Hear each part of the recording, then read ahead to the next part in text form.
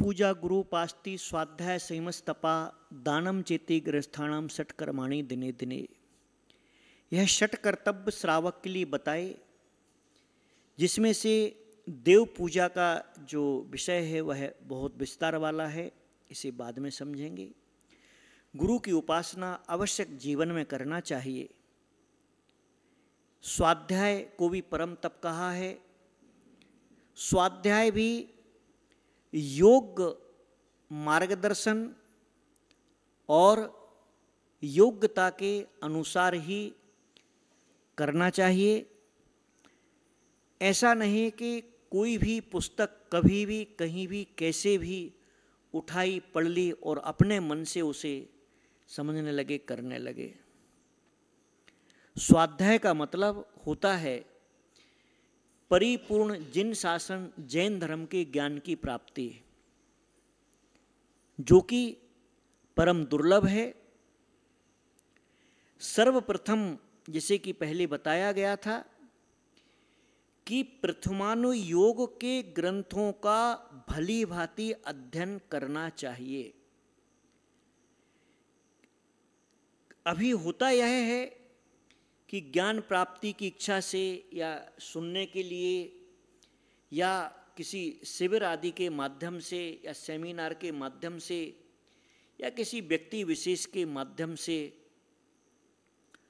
आपको जानकारी नहीं होती है और जो आपको बताया जाता है वह स्वाध्याय शुरू हो जाता है।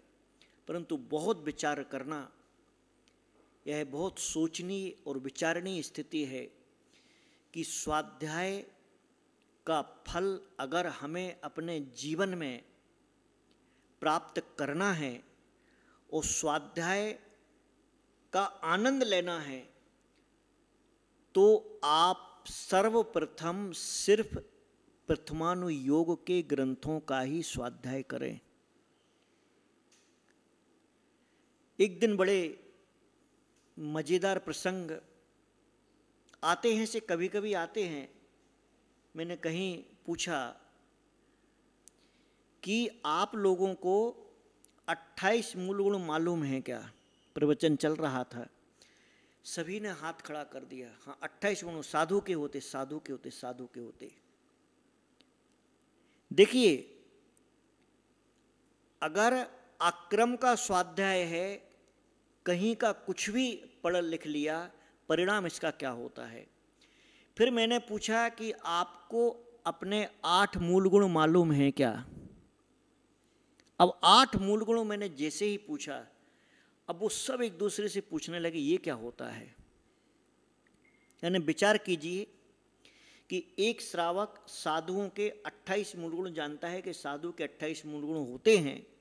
उस श्रावक को ये नहीं पता कि हमारे खुद के 8 मूल गुण होते हैं और वो हैं या नहीं हैं। लगभग ये कंडीशन होती है कि अगर पूछ लिया जाए तुम्हारे 8 मूल गुण हैं क्या, तो या तो वो अगल बगल में झांकने लगते या सिर नीचा कर लेते हैं या जवाब नहीं दे पाते हैं। यह स्वाध्याय नहीं है, यह ज्ञान नहीं है, यह अज्ञान है, यह भूल है। इसलिए जब भी स्वाध्याय का प्रसंग आता है, जिन्हें भी करना है कीजिए, परंतु द्रव्य क्षेत्र काल भाव को ध्यान में रख करके, अपनी क्षमता को ध्यान में रख करके, और जब आप अपने जीवन में प्रथमानुयोग के ग्रंथों पर पूरा विश्वास कर लो और पूरे प्रथमानुयोग के ग्रंथों को अच्छी तरह से पढ़ लो, उसके बाद में फिर आप दूसरे अनुयोगों की ओर बढ़ना। और अगर प्रथमानुयोग के ग्रंथों को छोड़ करके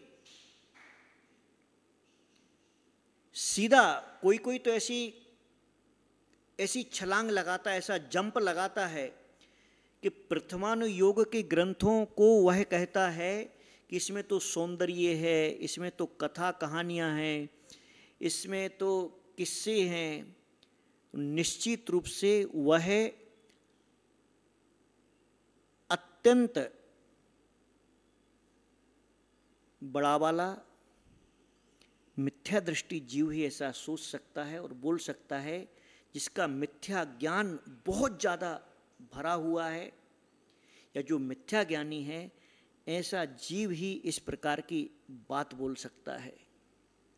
क्योंकि जिनेंद्र भगवान के वचनों का यह भी उल्लंघन कहलाता है।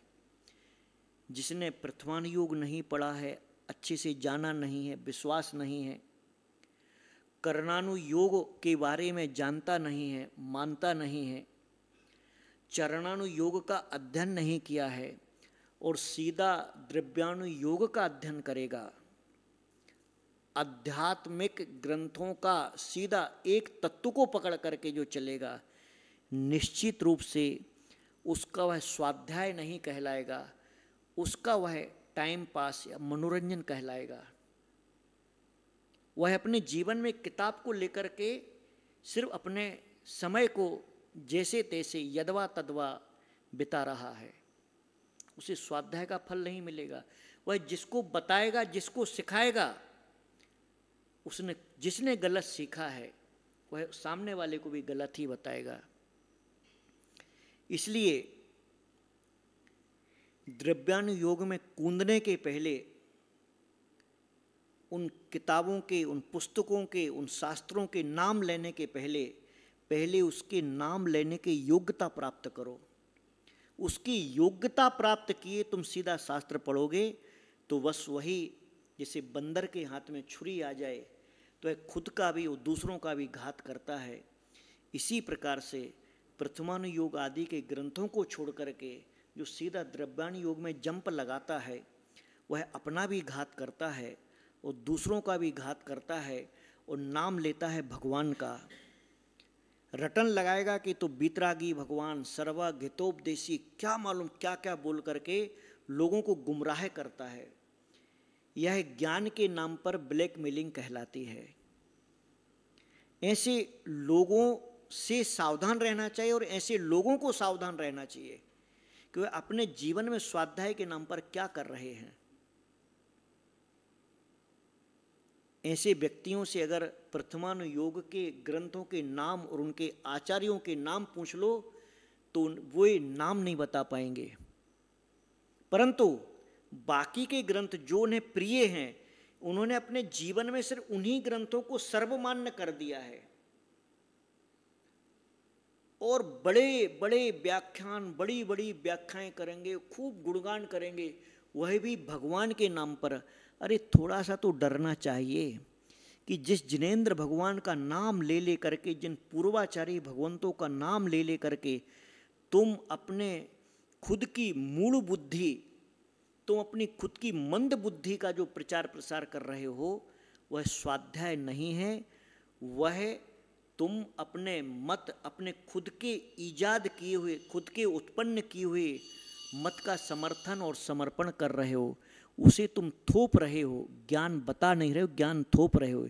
इसलिए स्वाध्याय करो, परंतु बहुत सोच समझ के ही करो, इस बात का ध्यान रखना चाहिए।